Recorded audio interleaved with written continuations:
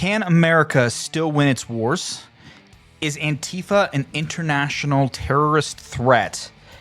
And it looks like the A-10 may be saved after all. Let's talk about all these stories when we get back. Stick around.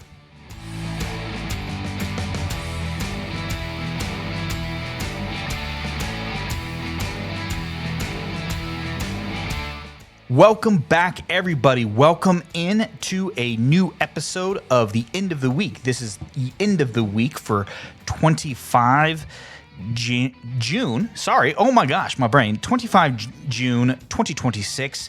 So happy to be here with all you NatSec nerds as we look at some of the stories that I am following. This week has been wild. It seems that every time I start a new episode, I have to say that. Like, there's so much that is going on. I can barely keep track of the major stories, let alone the weird stories that I like to follow, so y'all can be informed of the stuff that I see. Today we've got three stories. One is about a commentary piece and an opinion piece about can America still win its wars. It's an excellent article from NPR, and I have opinions and I have thoughts. And then also there was a new document and a new policy memo from the Trump administration talking about left-wing terrorism and the designation of certain groups as terrorists, including those within the United States. And then lastly, there seems to be a reprieve for the A-10 as to it may not be ending in 2030 after all. All right, everybody, first story today. I read a very excellent article from NPR. Why is it so hard for the U.S. to win its wars? And one of the things that they talk about in this article, which is some things that I'm really here for, is the fact that while the U.S. military is the most technically proficient, the most tactically proficient military that the world has ever seen, it's the most powerful, most dominant that the world has ever seen. The biggest problem with the military right now is not the military itself. It is this lack of forethought when it comes to the goals and strategies of the outcomes of the wars that we start. The last time that one of the experts that they talked to in this article considers the U.S. actually winning was during the limited operations within Desert Storm, the first Gulf War in 1991, where there were limited operations. George H.W. Bush rallied a coalition of willing nations, went to the UN, got approval, and then they removed Saddam Hussein from Kuwait after he had invaded Kuwait. And it was a very limited operation in scope. And there was an opportunity where George H.W. could have gone and continued to go into Iraq and gone after Saddam Hussein. But nope, they ended. And that was the last time this person decided that they thought that and honestly, I can kind of agree with them. One of the things is that we have had these nebulous definitions of what we want to win. We're defeating terrorism. We're defeating this and that. We don't have defined outcomes for our wars that we are fighting. And especially this new one now with Iran, this idea that Iran can never have a nuclear weapon, which I think is a laudable goal, but how are we doing this? What is our end state? What does this look like for the future of governance within Iran? Is this something where the current government is stay and we're going to have increased monitoring and inspections, or are we going to shut down their civilian nuclear power program? And like none of these have been laid out for anybody. And I think this is where we are starting to see where I agree with the kind of the premise of this argument. And this goes back this doesn't deal just with the current administration. I think this dealt with the Obama administration and as well as the second Bush administration, the George W. Bush administration. There's a lack of a whole of government approach to conflict and security, right? I remember during my time in the military as a GWAT guy, the Global War on Terrorism, we seem to dismiss anything that came from the State Department, even though that is kind of how you end wars. And you got to think back to this Clausewitzian idea that war is politics by another means. And we forget that. And I think that that's one of the things that we need to see a more integration of the diplomacy into our war planning and our war outcomes. And it's something that we're seeing now. Just this week, Secretary Pete Hegseth was on the Hill and getting grilled by both sides of the aisle about some frustrations about what are the outcomes. I thought we said that Iran was military capability was destroyed. Why are we striking again? And there's no definitive outcome. And I think that for future administrations, there needs to be a better idea of what the plan is and what the ultimate goals is politically in the international relations space. Because politics isn't just what we do in our own country. That also applies to our international actions. So as always, I'm going to share the link down below. Please check it out. I'd love to hear what you think. So get in the comments of this episode and tell me, what are your opinions? Do you think that we need more whole of government? Do you think that we need that the military options are just fine? Like, how does this work? How do you see the U.S. being very successful in its future wars?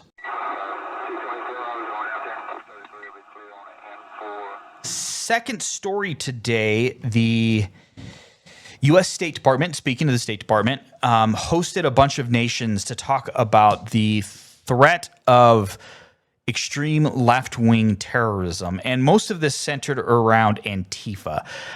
For those of you who are not familiar, ANTIFA is short for anti-fascism. It is not necessarily a group, is more of an ideology.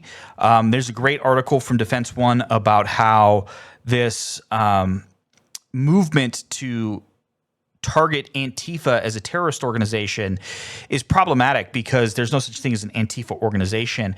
And what's happening with this is that the U.S. has a large number of sophisticated tools that was developed to go after the leaders of Al-Qaeda and the Taliban after the days of September 11th, 2001. And these include things like financial tools, banking tools, intelligence tools, counterterrorism groupings within the FBI.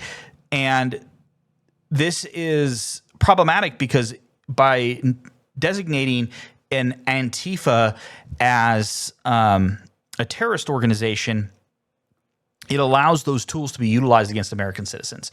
And that then these American citizens can be targeted and prosecuted for providing material support to terrorism. We've seen this actually happen somewhat recently. There were some left-wing protesters and agitators in Texas who decided they wanted to do what they called a noise protest against an ICE facility in Texas. I believe it was the Dallas area. I'll see if I can find the article. It was in Texas. I read something great from Texas Monthly. I'll put it down in the thing below. And they set off some fireworks, but unfortunately one of the members brought a firearm. They brought an AR-15 style rifle, and they shot a sheriff's deputy. And so they eventually charged everyone with material support to terrorism, and most of them got significant prison sentences, some of 80 plus years. And so this is why this is an idea. And the article itself, which I agree with this point, is that now you are no longer targeting an organization because there's no dedicated leader, there's no hierarchy of Antifa. It's just a group of people who believe that fascism is wrong. I mean, ask someone who fought in World War II what they think about fascism. But the issue here is that now we are no longer targeting terrorist organizations. We are targeting our political enemies, which is problematic. Like, they claim that Antifa is anti-American, anti-capitalist, and anti-Christian. And guess what? Those are political stances to take. They're not inherently wrong if you actually read the Constitution of the United States, right? The Establishment Clause of the First Amendment means that we can't have a Christian nation, that we have the freedom of speech, and you can be as anti-American as you want. While I am not, I am very much an American supporter. I do understand where some of that comes from, but also when I put on the uniform 20 years ago, the idea that I was fighting for everyone's rights, not just the people who agreed with me. And so that's where a lot of this concern comes in. I will put this, it was an excellent article. It's written by a professor who studies this thing, and he was formerly of the State Department and the office that recommended which people and organizations were going to get nominated to be designated as a terrorist organization. So please give that a read and tell me what you think. I know Antifa it's the current boogeyman, and I know a lot of people have really strong emotions about it. But up until recently, I didn't see anything in the irregular warfare or counterterrorism space where they were considered to be a serious threat because they're so amorphous. But tell me what you think. Is Antifa a threat? Are they on the same level as some of the current survivalist right-wing organizations out there? Let me know. Get in the comments. Give me an idea. All right, third and final story today, y'all. A new bill is being proposed. It's called the BERT bill. BERT.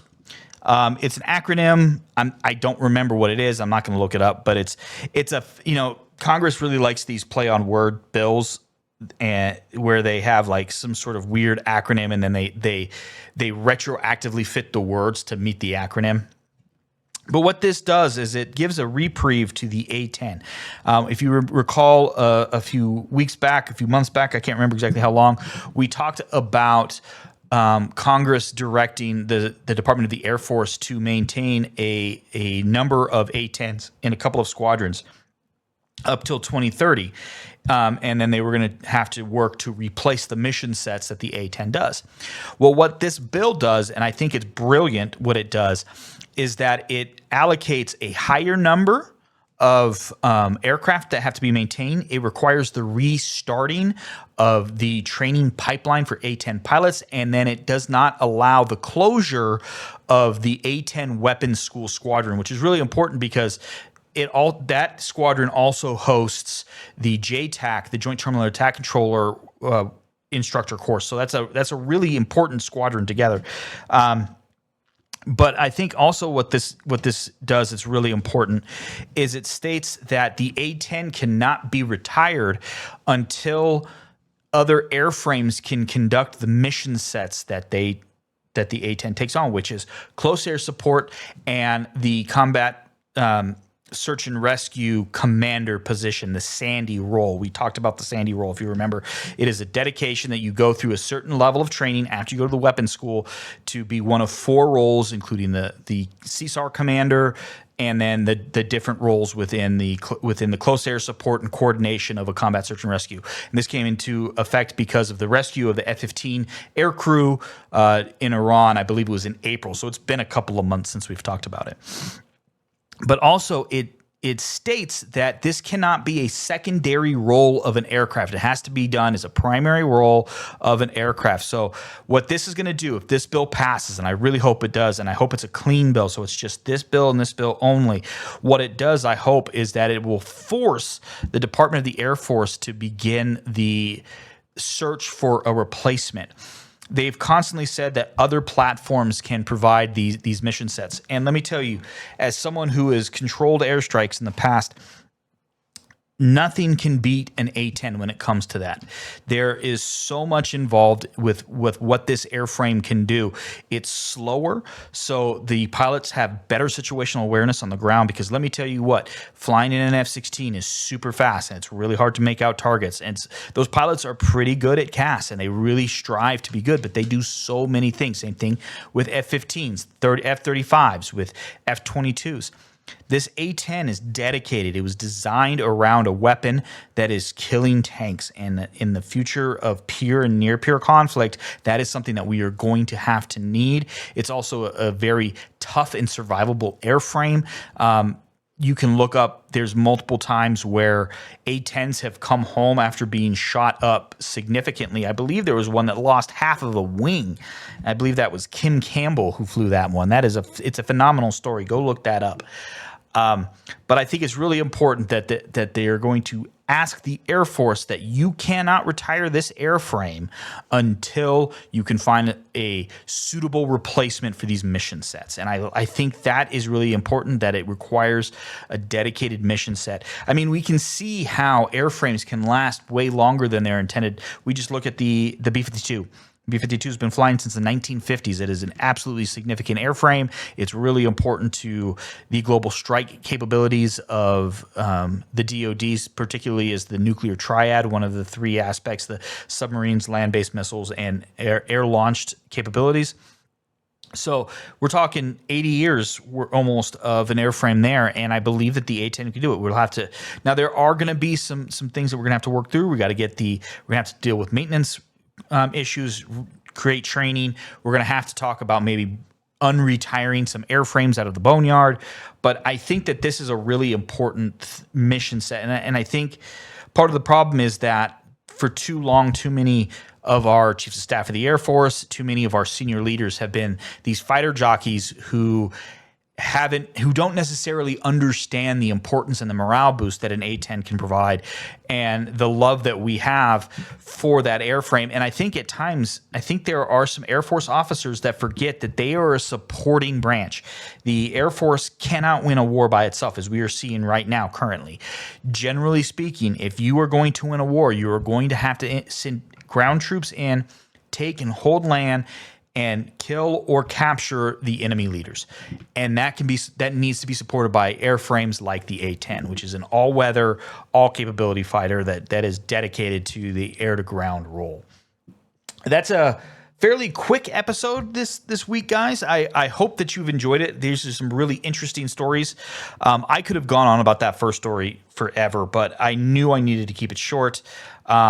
The longest one here, I think, was the A-10. But this has been, I'm thoroughly enjoying this podcast, y'all. I hope that you are getting something out of it. And if you do, please, why don't you go ahead and gently caress that like button.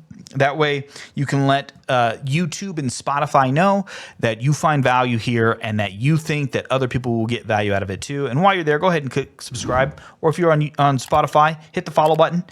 That way you can always get the newest episodes. That way you can see what is happening. And if you want to get notified, especially on YouTube, why don't you go ahead and hit the notification bell. That way you can get notified whenever new episodes drop. New episodes, new deep dives. I'm working on some stuff right now. I'm really hoping to get some new deep dives out. I'm really excited to talk about some of these things. I'm really having a good time. I am doing a lot of stuff in my professional life right now surrounding agriculture and water and security.